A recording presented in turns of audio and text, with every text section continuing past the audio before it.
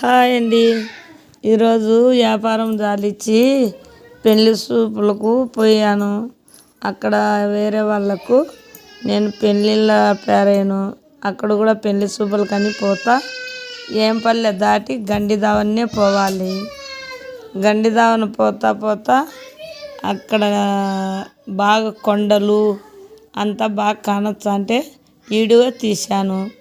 మీకు నచ్చితే లైక్ కొట్టండి, కామెంట్ చేయండి, సబ్స్క్రైబ్ చేయండి. బాయ్ అండి. అక్కడంతా బాగా చూడండి. వీడియో మొత్తం తీశాను.